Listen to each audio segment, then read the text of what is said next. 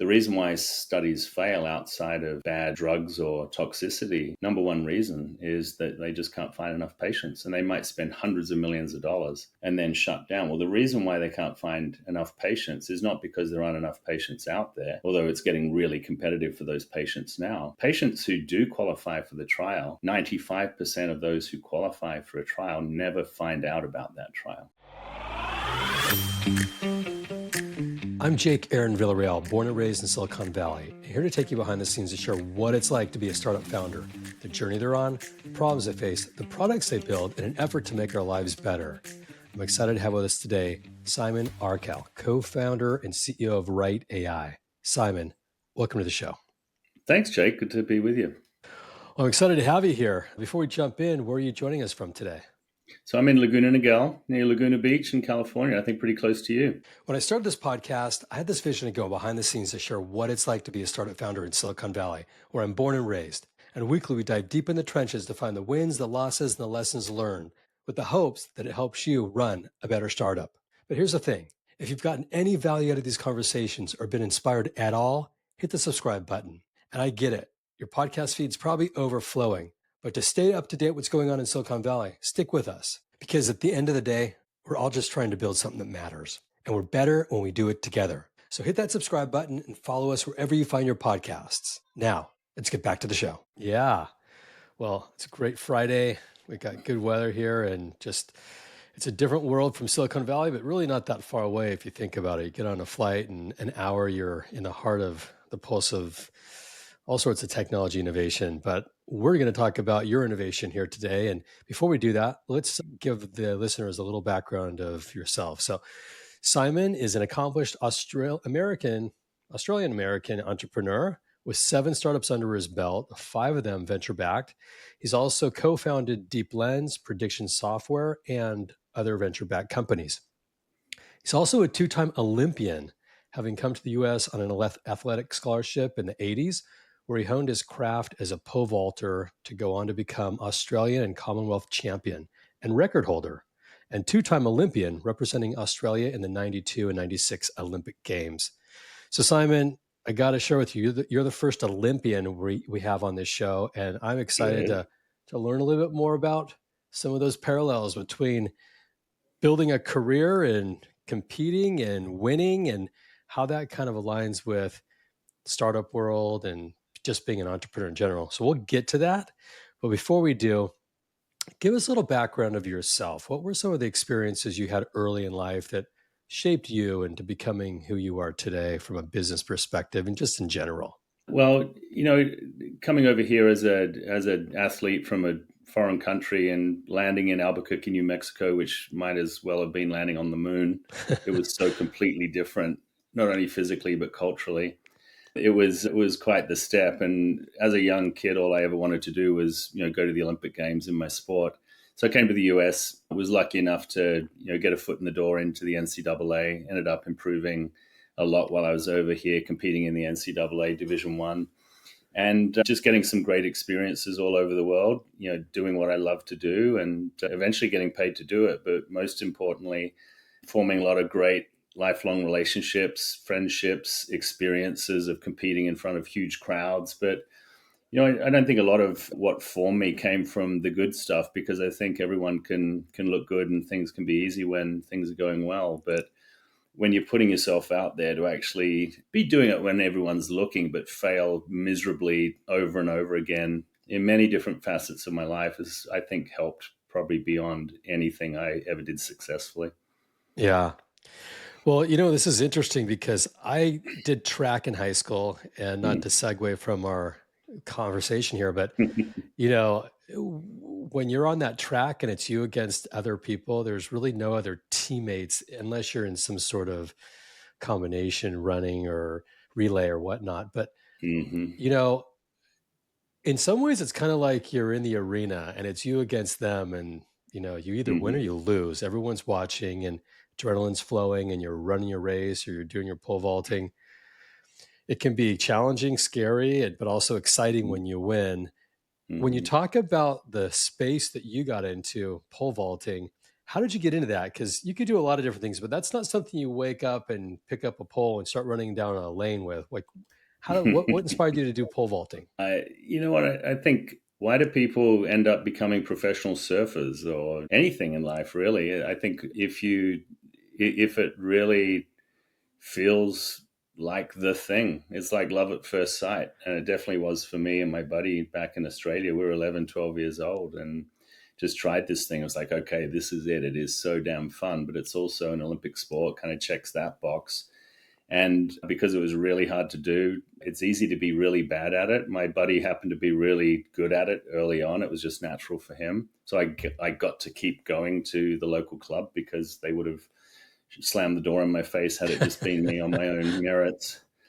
But, if it's a passion and you have that sort of mentality and you keep doing it, you get better. And that's what happened. Yeah, I like that word passion. If you can find it, keep doing it and you become better. Hmm. So we'll talk a little bit more about passion as we go deeper in the conversation, but I want to start with your company. A little bit more personal conversation here. Simon, you've built 7 startups, but one of them was sparked by attending Megan's Wings, the charity Hmm. which was started by your friends who were Megan's Hmm. parents. And Hmm. she shortly passed away after. Take me Hmm. back to that moment. What did you see at that event that made you think, I have to do something about this? Hmm. Well, firstly, yeah, my old college athlete friends from New Mexico who were not from New Mexico, but they competed just like I did for the university, moved to California, married, had kids, and Megan was diagnosed when she was 6 years old, passed away when she was 10. And I had lost touch with the family, and then met shortly after Megan passed away, and then attended one of their events, and it was a fundraiser, and I was so emotionally distraught by just the pain that that sort of loss could cause, not only for them, Dave and Kim, but also other parents who were attending and speaking at that event. And I, bawling my eyes out at this event. Firstly, realized that living in a pretty nice part of the world, and I had a number of friends who've done well for themselves, that it would be a travesty if I didn't try and help in some way. And so my buddy Manoj and I, who's in Laguna Beach, decided to put on an event every year, and we did it at the headquarters for Kettle One Vodka, which is called Nolet Spirits. And Carl Nolet and his wife, who were friends because our kids went to the same school as the owner of the distillery back in Europe, had their big headquarters and ballroom here in Orange County, and so they offered that up for free. They paid for all the drinks for the night every year. And we invited just 86 people. That was the capacity of this place. But over 9 or 10 years of doing that in a row, we raised over $1 million for the charity. And what it did was help the parents of children who were diagnosed with cancer. But over and over again, as the MC and organizer of that event, I just saw so many examples of these poor parents who had to quit their jobs in order to care for their children. And so it became a really great passion. Now, in parallel, I had a company called Predixion Software, which we sold back in 2016. And I got a call from one of my old customers from Predixion one day. He said, "Hey, I've got an opportunity with some tech at the hospital where I worked to license it, maybe, but I don't know anything about starting a company. Do you think there's a company here?" And what it did was used AI to help in the fight against cancer. And we started a company called Deep Lens, and Deep Lens, with a third co-founder, ended up raising VC. This is what I do, kind of raise VC to build software and then hope people buy it one day. We'll get into product market fit later on. But I had an emotional response at the opportunity to start this company because it segued or intersected my experience for many years in software and analytics and startups with cancer. And it became like the thing I decided to do for the rest of my career, which is to somehow use cancer to help these incredible warriors called scientists who are out there coming up with brand new therapies to try and save lives. It's a great space to be in. Yeah. Well, walk us through what your current company actually does. How are you Yeah. using AI to transform, clinical trial site selection and patient enrollment, which is kind Hmm. of what we talked about in our earlier call. Walk us Yeah. through what that looks like, how it works. Yeah. Well, firstly, for those who don't know the industry, and I knew nothing about it before starting Deep Lens. If I did, I may not have started the company, to be honest. But it's a completely broken system. It is so inefficient that these incredible scientists who are coming up with these great medicines will not have that medicine see the light of day, if it does, for at least a dozen years after they design the molecule to create the drug, because these trials have to go through phase zero, phase one, phase two, phase three, and then phase four, which is the registration with the FDA, final work to be done, and then it can become a commercially available drug that you might see advertised on TV every night, which gets a bit annoying too, I must say. Mm. And that is a 12-year time frame. The reason why it's 12 years and not 6 is because it's still working the way it worked 25 years ago. To start a clinical trial after you registered it, which is called IND, you start in basically a phase one trial, which is just to see if there's any toxicity. Phase two means dosage and toxicity. So you kind of ramp up the amount of the dosage. And then when you get through successful data in those two phases, you go into phase three, which is a much broader, maybe global trial. And in the case of oncology, it's really, really complex and it's very hard to find the patients. And so the reason why studies fail outside of bad drugs or toxicity, number one reason is that they just can't find enough patients, and they might spend hundreds of millions of dollars and then shut down. Well, the reason why they can't find enough patients is not because there aren't enough patients out there, although it's getting really competitive for those patients now. Patients who do qualify for the trial, 95% of those who qualify for a trial never find out about that trial. And Mm. so you've got this massive disparity between availability of the drug and therefore availability of the patient. And so the reasons for this are very, very complex, and it's a very, very manually intensive industry. But effectively, you need to find sites and then what are called investigators, the doctors that would be responsible at that site for the trial. And they have to have the capability to get enough patients onto the trial. Well, sites get activated for all the wrong reasons in many cases. So effectively, a site might get set up and activated for a trial because someone at the drug company, this called a sponsor, knows the PI and went to med school with them, or they've worked with that site before and they did okay, so they'll probably do okay on this study. Or the site self reports lots of patients, but doesn't report the fact that there might be 6 or 7 competing studies that are competing for the same patient that you would like. And anyway, there's just many, many manual things and broken communication between the two sides, the sites and their patients, and the sponsor, which is the biopharma client. And so, what we do with AI is we've had a vision since day one based on lessons learned from my last company, Deep Lens, which had a very successful exit in 2022.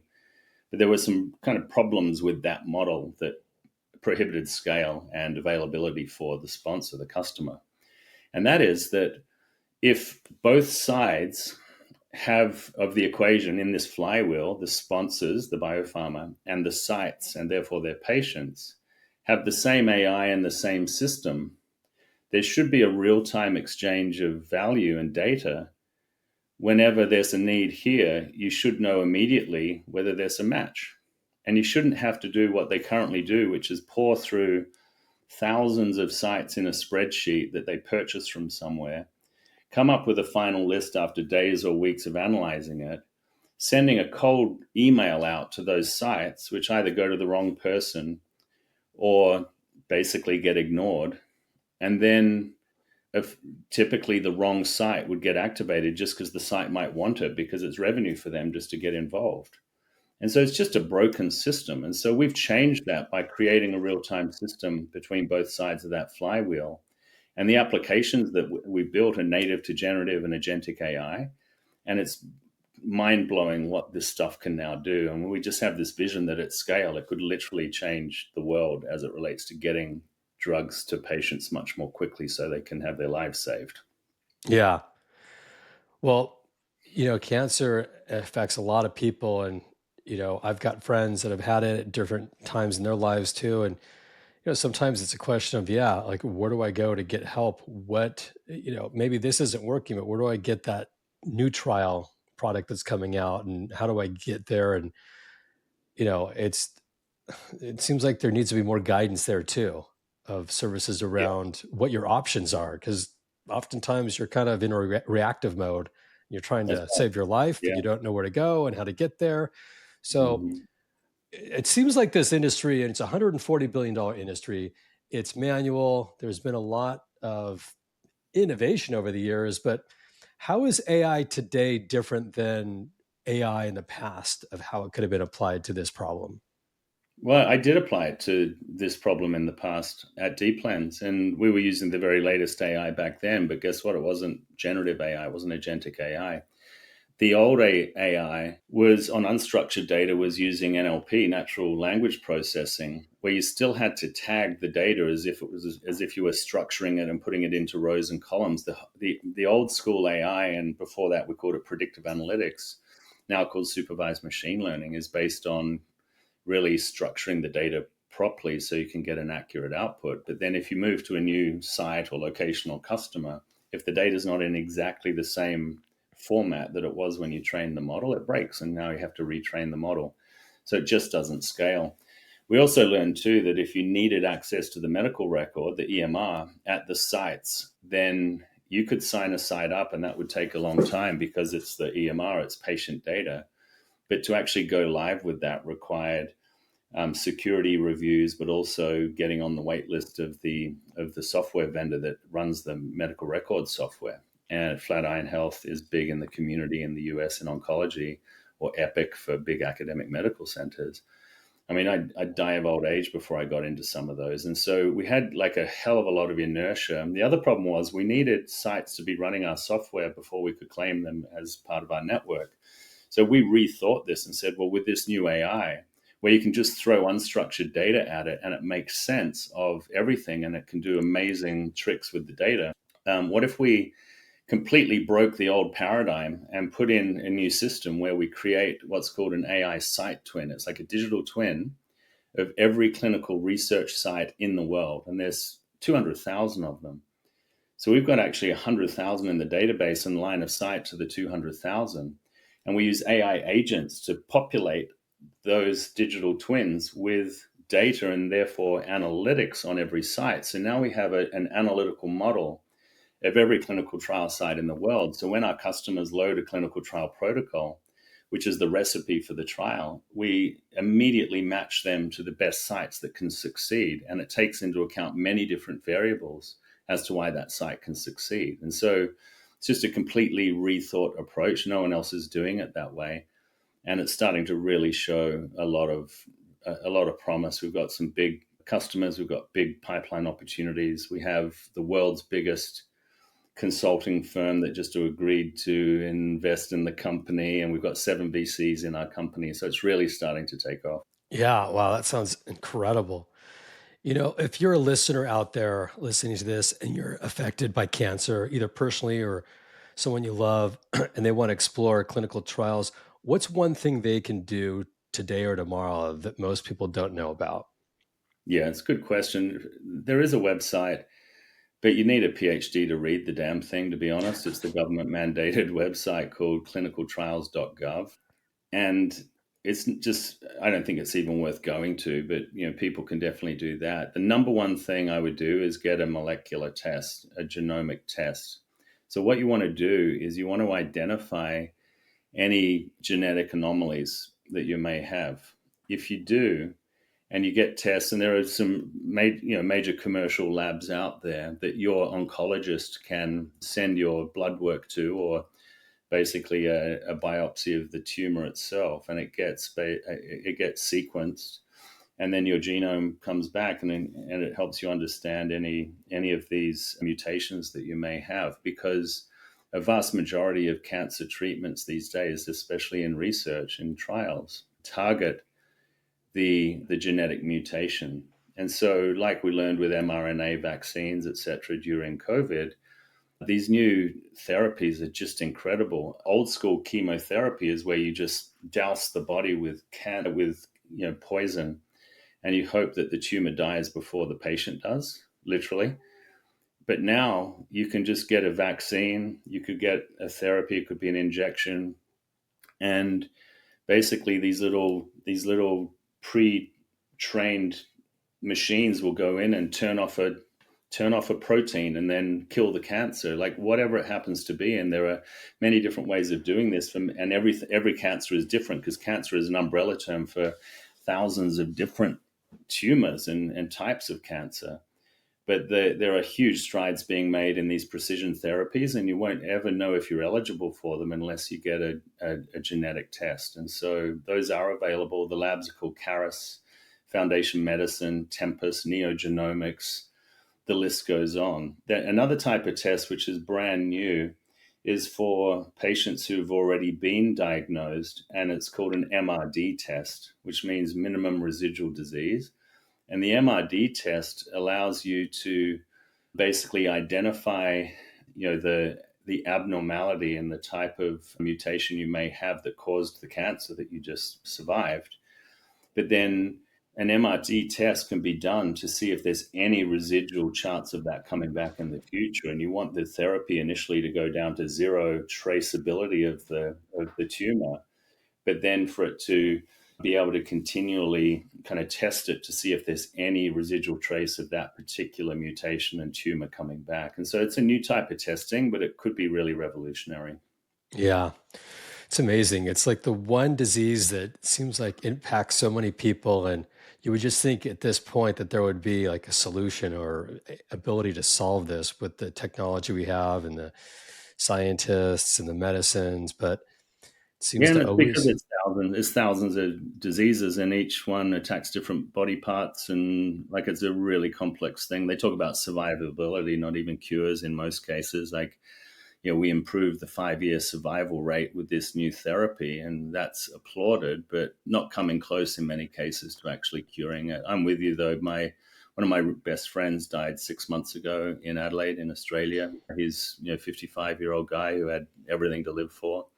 7-year battle he fought bravely at him. My mother died 3 years ago from cancer. And everyone's still recovering from that. It's just brutal, and everyone is affected by it. So it feels like a really good place to spend one's time.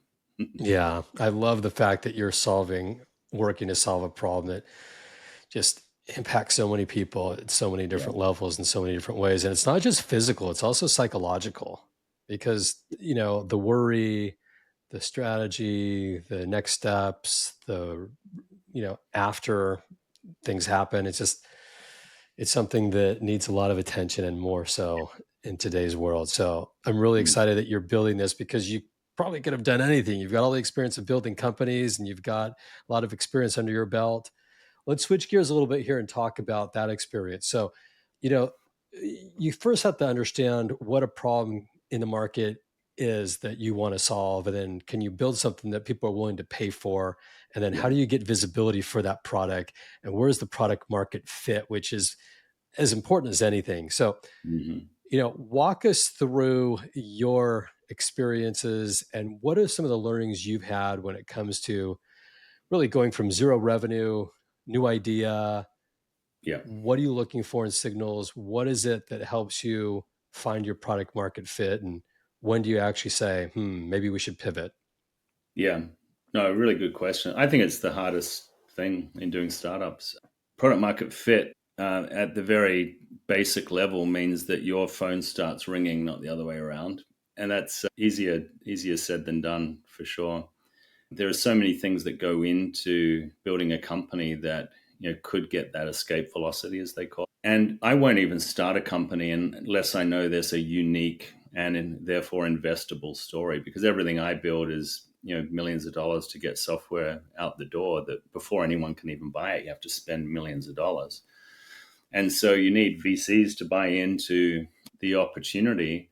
It has to fit their thesis for the space. And so when I started and co-founded Predixion Software in '09, it was right after the global financial crisis, but there was a really good storyline. My co-founder had just sold his company very successfully to Microsoft, had an inside look into this world of pre-AI called predictive analytics, that was going to be democratized. And we built a really good storyline, and that led to funding.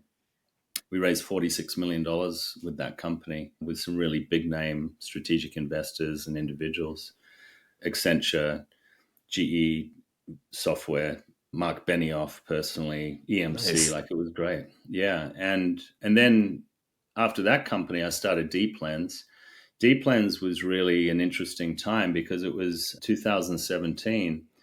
We really kicked off in 18, and there was this whole idea that AI was going to be something, but it was way before ChatGPT. But AI was really starting to get a lot of buzz in the industry. But I wanted to start something that was very focused on the deep learning aspects of AI, because that creates, what they call moats and defensibility in the business. So fast forward to Right, same thing. We needed the right story, and we had one. ChatGPT. I just sold my company Deep Lens very successfully, and had some rock star, co-founder / investor friends who were now, coming in on board. And so we had some great industry luminaries. So the storyline becomes so important if you want to get at least the initial investors through the door. Then, of course, you have to build something, and you have to be really, really smart about where you think the industry is going. And that is de-risked if you have industry experience, which I did in this, which helps the investors as well. But more importantly, you want that experience and your smarts and ability to pivot to be linked to, your finger being on the pulse of that industry. And you can learn that without having had previous experience. But as soon as you can get people to start paying for your solution to their problem, I call it a problem with a checkbook attached, then you're onto something. Now, initial sales are great, but remember, there are early movers in this space. If you've ever read Cross the Chasm and Oh Innovator's yeah. Dilemma, you'll know Yeah. everything I'm talking about here.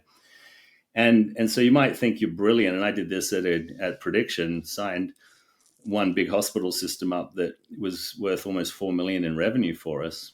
And then it turned out they were the only one. I thought, everyone would want that and we'd be billionaires. Well, it was a little more tricky than that. So if you can find sales repeatability, meaning the same thing can be sold over and over again at high margin because you've already built it once, and it's solving the same type of problem for the same type of customer, then that sales repeatability is what gives you confidence that you can hit product market fit and get to scale. You cannot get to scale unless you get to sales repeatability first, and you can't get to sales repeatability until you finish the product and it actually does things that solve the problem for the first customer.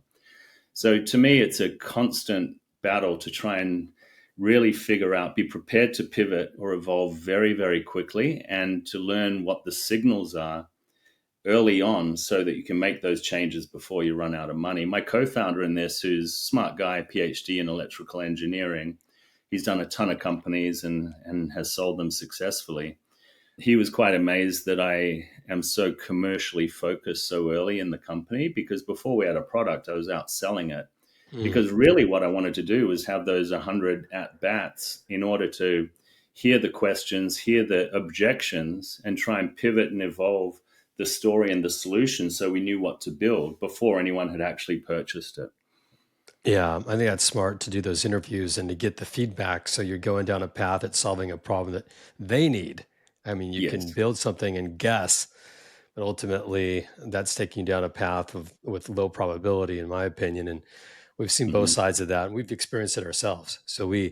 I 100% agree with where you're going with that. Mm-hmm. There's the product and the product idea and bringing it to market, but below all of that are people. Like Mm-hmm. without the people and the team, products don't go anywhere. What are some of the lessons you can share with the listeners that are first time founders about the DNA and the people you hire, the type of process you've worked through that's helped you identify the right people? What are one or two things that you can leave them with in terms of strategy that's been successful for you? Yeah, I think the people side of the equation is always the toughest thing. The CEO and founder have some major responsibilities, obviously, to the shareholders. And the number one job of a CEO outside of building a great team and product and generating revenue is to not run out of cash. And you can not run out of cash in two ways. You can not run out of cash by selling lots of product, or you can not run out of cash by raising lots of capital. But if you run out of cash, it's your fault. Like, it's the CEO's number one job. Nothing else matters. There have been thousands, hundreds of thousands, millions of companies that had incredible promise, incredible technology, but they weren't around anymore to win. It's that simple. I just heard a quote from someone last weekend about Charlie Munger, Berkshire Hathaway, and he said it's great to finish first, but first you must finish. So you don't get to be lucky unless you're still in the game. You've got to be in it to win it. Now, along the way, there are a few things you have to do very well. You can't build a great product without a great team. So you must pick, and I've made some terrible mistakes in the past of picking technical leaders or co-founders. And I thought I was good at it until I wasn't. But I've also found really, really good people. And I hate to say it, that they were usually not the ones that looked the best on paper. They were the ones that I just had intuition about. And I don't think you can have intuition unless you've been doing it a lot. And so, having done this so many times now, the type of person I can pick is a little intuitive, because I've had some horrific experiences before, including with team members. But sales is hard, because if anyone's reasonably good at sales, they're going to do well in the interviews. But it doesn't mean they're going to put up the numbers.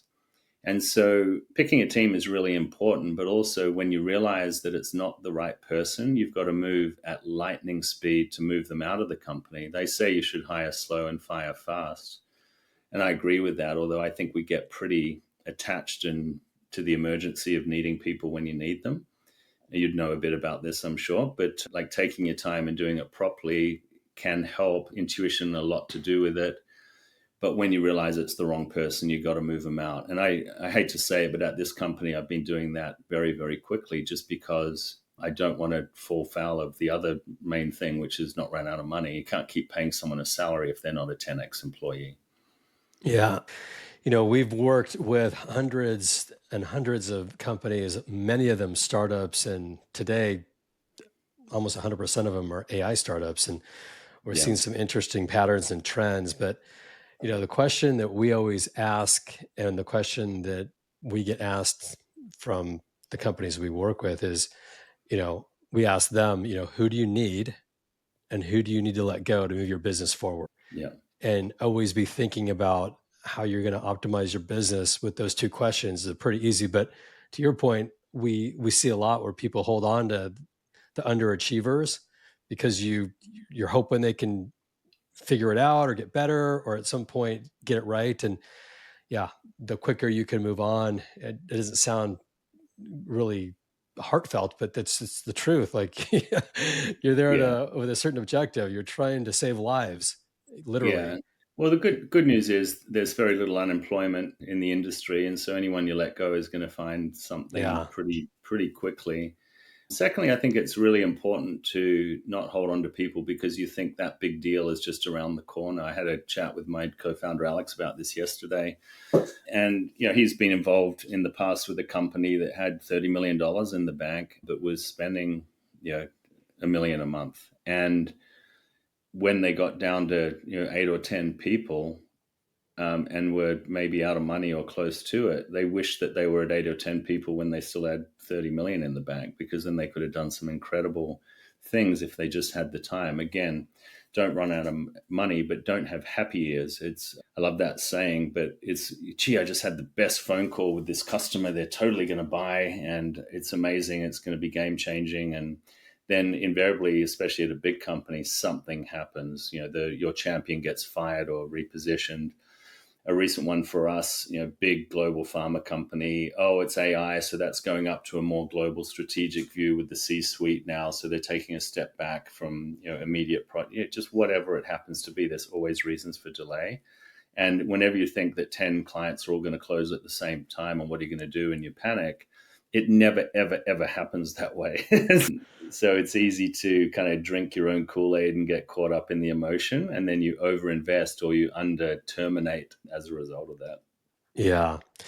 Yeah, we see a lot of ebb and flow and patterns when people hire and when they assess their talent. And the patterns are pretty similar across the industry, which is really cool to understand.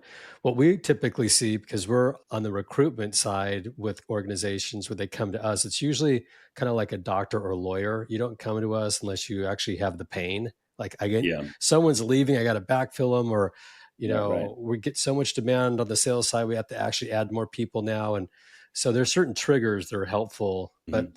like, how do you change that from being less reactive and more proactive, whether it's working with a third party or internally?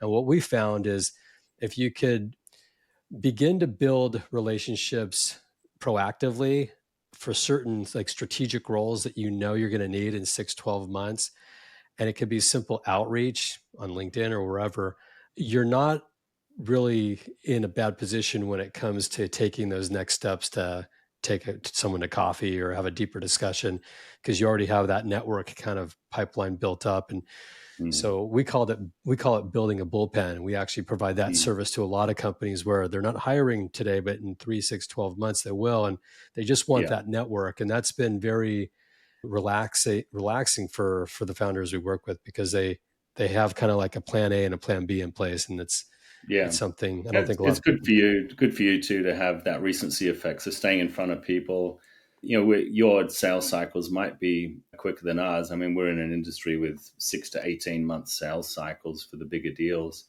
Although, we closed a six-figure deal after one phone call and 3 weeks and 2 days from first contact, Wow. and that was unheard of. Of course, everyone in the company was saying this is going to be easy. We'll just do this with every client. And I'm like, guys, let's call that an anomaly because it doesn't happen that way. Mm, Yeah, I hear you. Well, let's fast forward to 2030. hmm If your current company achieves everything you're building toward, paint a picture. What does a cancer patient's journey look like that's radically different then than it is today? Yeah, good question. Firstly, based on the original vision for the company, in a world where both sides of the flywheel, the sponsors, those developing drugs, and those sites and their patients are all part of the same AI system, then there will be a real time exchange of data and therefore a real time exchange of value. And things can happen in a digital, parallelized, autonomous way and not analog.